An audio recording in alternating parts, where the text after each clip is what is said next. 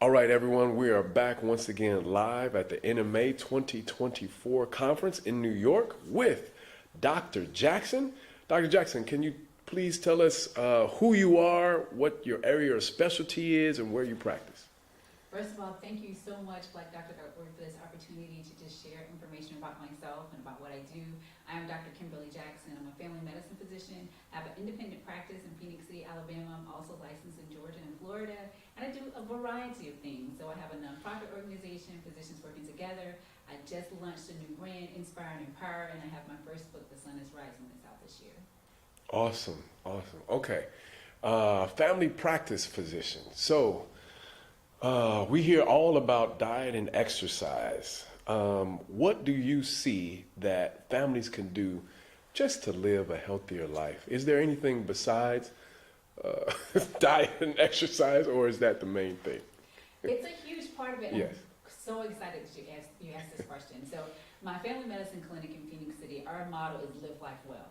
Okay. So that's living it well emotionally, financially, physically, spiritually, mentally, all of those things combined. So when you say things that families can do to be healthy, yes, I know we beat the horse to death. It sounds like talking about diet and exercise, and that is huge. We have to do that. But it also involves our mental health. We just recently had a program where we had mindful wellness, and it was just talking about how the body and the mind and the spirit and soul are all connected. So families can get together and have those moments where they're playing together, where they're talking to each other about how their day was, supporting them, having activities where there may be church activities and maybe just traveling, vacation, hiking, just take a walk in the park. Those things are helpful. Making sure that we're not on social media so much. I mean, parents have to be involved with their kids or wherever those guardians or role models in the family are, the grandparents, the aunts and uncles. Hey, you know, what's going on? What do you like? What do you don't like? What do you want to be? So conversation, mental health, spirituality, financial. You know, sometimes I had a guy tell me he would tell his grandkids, he's like, as long as you got money in your pocket, I'll give you more money. So if he gives them $5, he wants them to learn to keep at least $1 of that so the next time they can get 10. So it's just a lot of those factors that can come together to help families to be as healthy as possible. Wow, that's pretty good. Going back to that with you know, technology and tablet, is there, because there's so much out there right now, is there a magic number for like how long you should allow your child to be on on their tablet or on social media? Is there a magic number there? I mean, so generally speaking, we'll say no more than a couple of hours a day, but keep it real. A lot of us know that's hard for even adults to maintain. So I think the biggest thing is how are we utilizing the tools? Social media, the internet, all of these things, they're not going away. And as a matter of fact, they're a great tool to get information out there. I mean, I myself have an Instagram page, a Facebook page. We try to make sure we're not on it so much that we just don't know what's going on in the world, but we need to know what our children are involved with, and even ourselves, because as a man thinketh, so he is, and so you just want to have a good thoughts and good mental health. And this involves you knowing what your children are seeing, knowing what they're reading, knowing what they're exposed to. I tell parents, who's paying the bill? I mean, you could have a kid that's got it well off and they're paying their own bill, and even then you have to have ground rules. But if you're paying that bill, then you should have access to that phone. And even just as their parent without who's paying for it, what are their passwords? What are the sites on? What are their friends? There's an incident I had with my daughter where basically she was doing a little thing online and she met this little girl from school. That's what they said. And they were like, hey, do you do Roblox or something like that? And we met the young lady and her parents. We were going out bowling or something like that. And she talked to the little girl and she was like, oh, I saw you on Roblox too. And she was like, I'm not on that. This person had pretended to be her friend from school. And I, as a parent, you know, try to be involved and see what's going on. And even in that situation, it was like, wow, this is real. There are people out there pretending to be kids' age, pretending to be folks from their school, and it's a very scary world. So just make sure that you know what they're doing, in addition to the time they're on it, but really just knowing what apps and what things they're doing and who they're talking to, and talk to them about this. There's almost, it used to be a time where we say a certain age to have some of these conversations.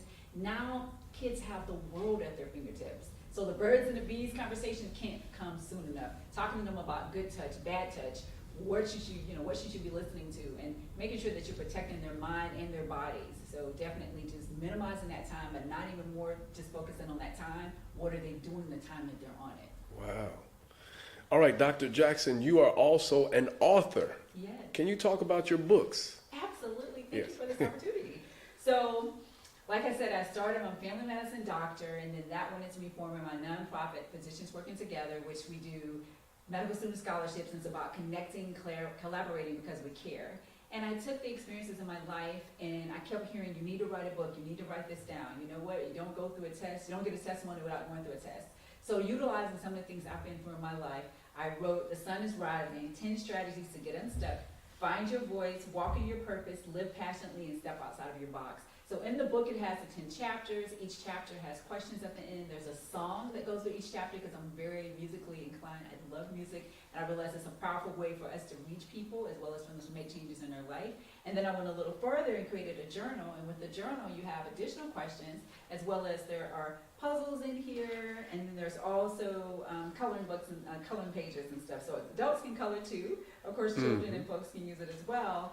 But this book has been, I've been hearing from men, from women as well as men, just how empowering and inspirational it is, and just telling people, you can make a difference in your life. You are enough. You're worthy. And the changes that you make go beyond what you think. So it's one of those things that I really encourage people, get the book, give it as a gift for persons, and just realize that your story makes a difference. And I'm just hoping that it continues to bless people and inspire and empower them to take their lives to the next level. Great. So what's one of the you said it has 10 steps in there. What's one of the steps you can share with me? So one of the steps, and a lot of it is just the mindfulness of realizing your worthiness and you are enough, right? It also has there having an attitude of gratitude. I think that's one of the most important things people can do, because we realize that we are blessed. I mean, no matter what your situation is, it could always be worse, for one. But also just the fact of people that have worked, particularly as a Black physician, right? As a Black woman physician.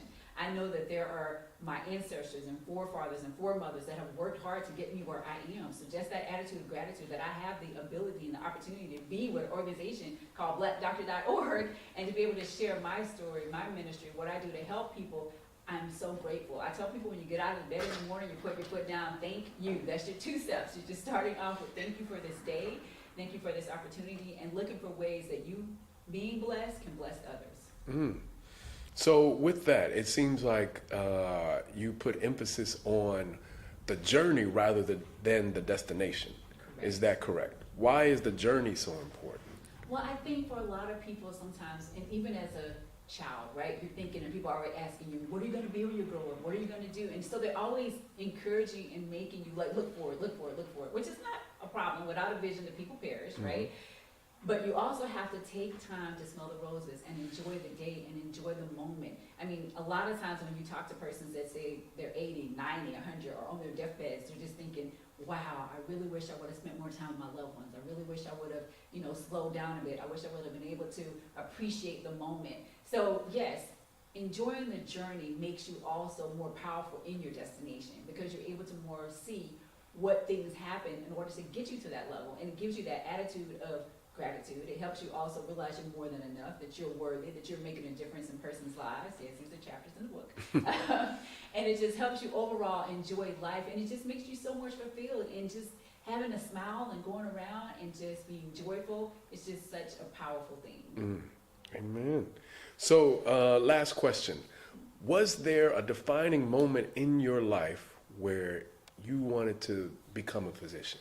What made you want to become a physician? Yes, great question. And so for myself, I grew up on a farm in Mississippi. We had 20-some acres of land. My parents have always been about just giving back in community. So my mom would grow the vegetables, and my dad would be tilling with the with the tractor. And when we do that, we'd be selling some on the road, but also my mom would just go around giving it to people, right? So we're always a giving family. She was a choir director. She played the piano. My dad was a minister. He drove the school bus. I mean, one of the hardest working men, my dad that raised me. And so it was always about giving back to the community, blessing people. And for ourselves, we were actually poor. My parents had 9 children. And so I didn't realize till I got older how much greens and cornbread we ate, but it was okay. So I always had like this desire to want to just help community and be there for people. So one day, a minister in the church, the CME church I used to attend, he was just like, well, what do you want to be when you grow up? And I said, oh, you know what? I thought about a teacher, but I kind of go to the classes, and kids are kind of bad. They weren't listening. And so maybe I'd be a nurse. And so his name was Reverend McAfee. He said, well, why don't you be a doctor? And that was like the first seed planted. And then I ended up doing an emergency medicine shadowing when I was in high school. And I was like, you know what? I want to be a doctor. I think that'll be something that'll be a blessing. I'll be able to help people and help the community. Wow. Well, before you leave, can you tell everyone where they can find you online, where they can find those books? And yes, please. Oh, absolutely. So you can find the book, which the title again is The Sun is Rising, and by Kimberly F. Jackson. It's on inspiredempower.org. So that's inspiredempower.org, as well as on Instagram is Kimberly F. Jackson and Inspire and Empower. Those pages are on there. On Facebook, Kimberly F. Jackson. But if you go to inspiredempower.org, you'll be able to contact me, get the book, and you can send me a message, and I can correct you to the other areas. The nonprofit group is Physicians Working Together, and you can find that at physiciansworkingtogether.org. Awesome. Well, thank you, Dr. Jackson, for inspiring and empowering us today live here at the NMA 2024 conference. Thank you so much. Thank you, my pleasure. And look out for our 10-year anniversary next year in June. We're having a Med Gala. Want all be all to come, fashion involved. We're going to be giving more scholarships, and you see some of those students' talents. Thank you so much. Awesome. Thank you.